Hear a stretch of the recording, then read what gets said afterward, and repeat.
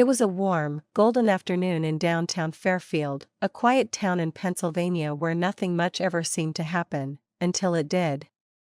The sun cast long shadows across the streets, stretching lazily over parked cars and brick storefronts. The smell of fresh coffee drifted from a small cafe on the corner, mixing with the scent of pavement heated by the late summer sun. Maya Williams, a special agent for the FBI, was on her way home after another grueling day at work. She had spent the last few weeks undercover, working a high-stakes case involving a trafficking ring. Exhaustion clung to her shoulders, but she didn't mind. The job was demanding, but she had always known what she was signing up for. She glanced at the dashboard clock, 5:42 p.m. A little earlier than usual. For once, she'd be home before dark, maybe even in time to enjoy a quiet dinner. Then she saw it. In the rearview mirror, a police cruiser followed close behind. At first, Maya thought nothing of it. Routine patrol, maybe. But something about the way the car stuck to her like glue made her wary.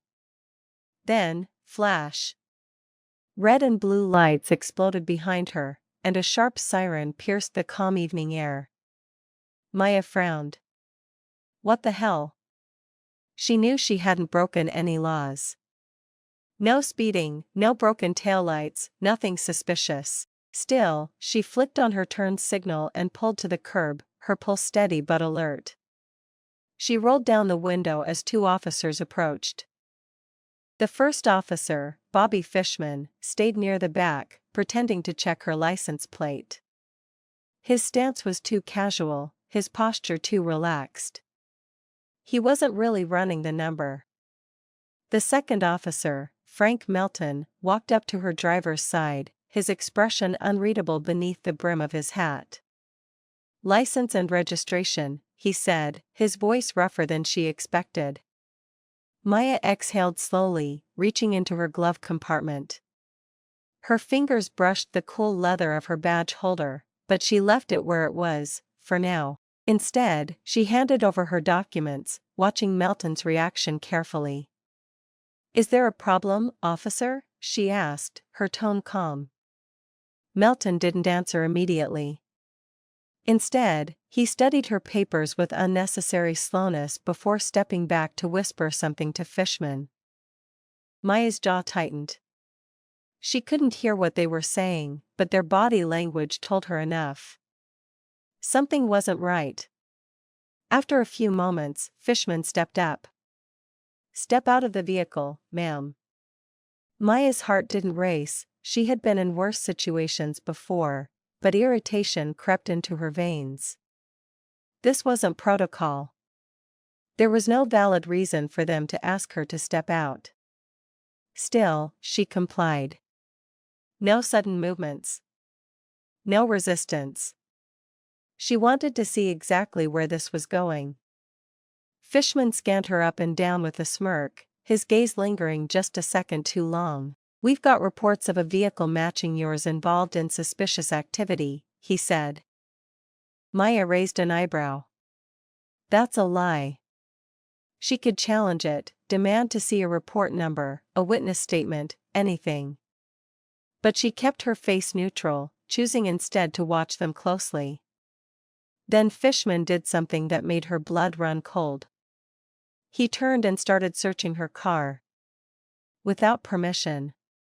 Maya's patience thinned. She crossed her arms, her FBI training kicking in. She could end this right now, pull out her badge, demand a superior officer, and make their lives very uncomfortable. But something made her wait. She wanted to know just how far they were willing to take this. Melton stood close, arms crossed as he sneered. "So, Miss Williams, what brings you to this part of town? You don't really seem like you belong here." Maya tilted her head. There it is. The real reason for this stop. Not a traffic violation. Not a suspicious vehicle. Just assumptions. "I work here," she said, her tone steady. Is there a reason for this stop, Officer Melton? Melton didn't answer. Instead, Fishman stepped closer, invading her space. Just routine, he said with a smirk. We have to be extra careful with certain types around here. You understand. Maya's jaw clenched. Certain types? She inhaled deeply, keeping her anger in check. I know my rights, she said. If I've broken a law, I'd like to know what it is. Fishman chuckled. You people always have to make everything so difficult, don't you? Maya could feel the stares now. Passers-by had begun to slow down. Some took out their phones, recording the scene. Good. Let them see this. Melton must have noticed too. His confidence wavered. He hadn't expected an audience. Still, he raised his voice. We need you to cooperate fully. Any resistance could lead to consequences. That was enough. Maya reached into her jacket pocket. Slowly. Deliberately. She pulled out her badge. FBI. Special Agent Maya Williams. Her voice was ice cold as she held it up for them to see. Now, officers, I suggest you stop this search immediately and explain why you pulled me over without cause. Silence. Melton froze. Fishman staggered back, his smug confidence evaporating as his eyes darted between Maya's badge and the growing crowd. Didn't realize, Melton stammered. Maya stepped forward. Didn't realize what? That you were harassing a federal agent? Or that you stopped me based on who you thought I was instead of anything I actually did? Fishman looked down, shifting uncomfortably. It was a misunderstanding, he muttered. A misunderstanding? Maya repeated, her voice razor sharp. Or a pattern? The crowd whispered. Phones stayed raised. The weight of their stares made the officers uneasy. Melton cleared his throat, suddenly desperate to end this. There's no need for this to go any further, ma'am. You're free to go. Maya didn't move. Apologize. The officers hesitated. Then, finally, we're sorry for the inconvenience, Melton mumbled. Maya nodded. But she wasn't done. And don't think for a second this won't reach your department. She leaned in slightly. You'll be hearing from me again.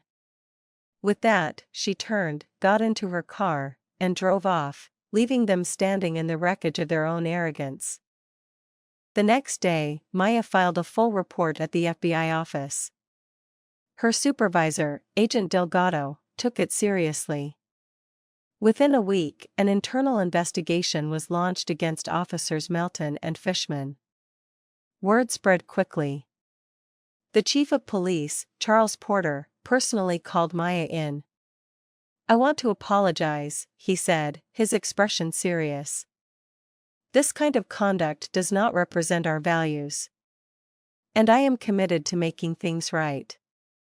Maya didn't just want words. She wanted change. So she oversaw a new training program on bias and fair treatment. Melton and Fishman? Suspended without pay, forced through mandatory retraining.